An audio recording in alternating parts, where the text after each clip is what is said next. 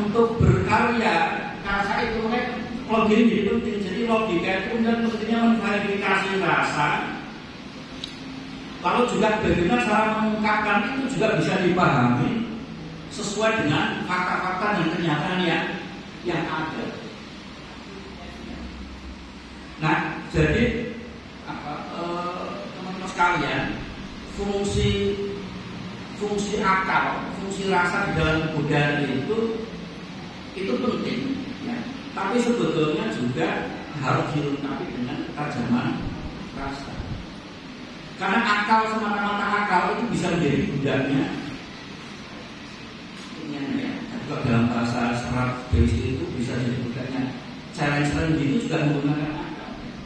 Jadi begini, dulu saya pernah ketemu ahli naskah kuno Jawa itu dibedakan antara hidup dengan mana. Hari ini kita mana baca bahasa Jawa itu kok mana itu akal ya, kalau hati ya. Padahal dalam bahasa kuno itu enggak, mana itu berpikir yang dasarnya itu nafsu. Jadi contoh berpikir nafsu itu begini ya. Kalau nafsu itu ya, itu manusia mesti kira-kira. Kalau saya pernah merasakan pisang, anggur, enak, ya, itu terekam dalam memori. Ya, pisang, anggur, kopi, rokok, enak, itu terekam di dalam memori.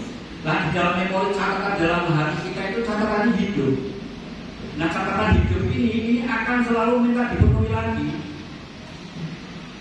Nah, ketika mau ikut jadi keinginan itu lalu memerintahkan akal.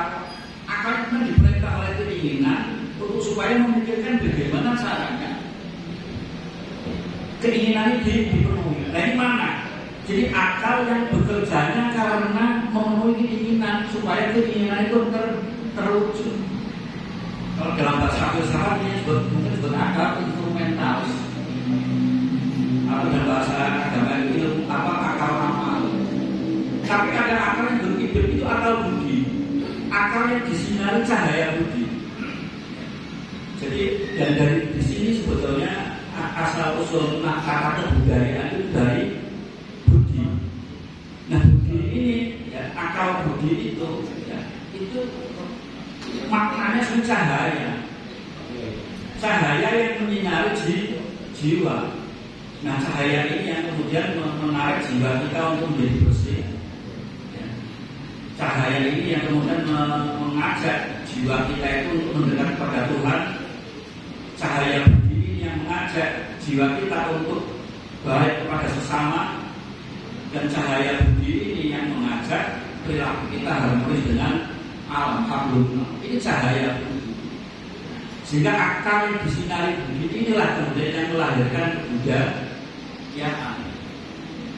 Nah, sehingga kata-kata budaya itu mesti dilengkapi ya.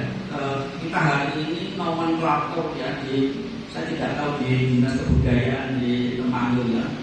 Saya ke pusat ilmu desain budaya sudah tidak relevan ke nomenklatur kebudayaan itu tangible sama intangible ya. Jadi apa yang bisa diraba, bisa dipegang, sama yang tidak bisa dipegang. Nah, makanya yang tangible dan intangible itu sebetulnya tidak bisa dipisahkan. Nah, hari ini itu ya, kemudian terjadi satu yang berwarisan budaya itu dianggap yang warisan budaya itu kemudian tangible sama intangible. Ini kayak hierarki. Yang paling diperhatikan yang kelihatan. Yang intangible tidak kelihatan itu tidak diperhatikan nomor 2. Nah, makanya kesalahan mendasar dari pengertian atau kebudayaan, karena kebudayaan itu sebagai katakan dari satu kesatuan. Jadi ada bendanya memang, ada artefaknya, ada wujudnya, ya, ada tari ya, bentuknya tadi ya, tari jalan kepak tadi itu, ya, ada penarinya, ada pakai warna, pakai bajunya, pakai budayanya, itu bendanya, artefaknya. Tapi kemudian nggak cukup, tapi di dalam ini ada nilai-nilainya. Nilai-nilai apa yang mendasari? Kenapa penarinya 4? Kenapa penarinya 6?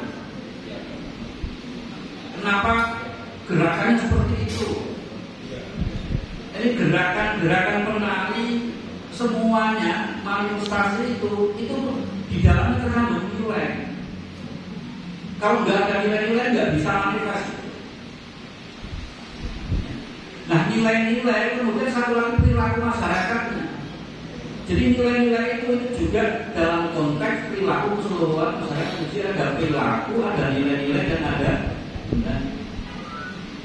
Jadi kemudian itu satu kata kerja usaha untuk mendidik manusia supaya apa? Supaya perilakunya didasari oleh nilai-nilai.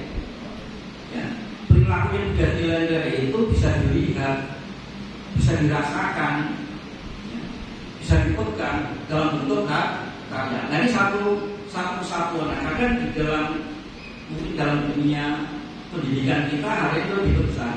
Kebudayaan itu semata hasil. Nah, hasil itu kemudian hasil itu yang tangible sama intangible dipisah lagi. Lalu ya tentu yang nampak. Nah, padahal bisa jadi problem. Nah, ini terkait dengan warisan ya, warisan Jogja itu misalnya problematik kalau menurut saya, misalnya lambang tubuh ya, gumpal putih. Aslinya dulu ketika zaman Hamengkubuwono pertama itu tubuh Yogyakarta itu bentuknya tidak seperti sekarang itu, ya. Bentuknya golong gilir. Itu lambang makna itu manunggaling kawula Gusti. Golong gilir. Golong itu bulat, gilir itu silinder. Ya. Nah, itu kemudian pada abad 18 gempa bumi itu zaman Hamengkubuwono ke-7 ambruk. Lalu dibentuk lagi oleh arsitektur Belanda. Lalu wujudnya jadi tugu putih. Yang filosofinya berbeda. Kalau tugu golong gilir itu filosofi nilai-nilainya itu manunggaling kawula Gusti, antara rakyat dengan pemimpin itu bersatu bersama-sama. Tapi tugu putih sekarang itu adalah elitis maknanya itu. Jadi kesejahteraan untuk para penguasa. Kira-kira maknanya seperti itu. Nah, ini nilai-nilai yang berubah.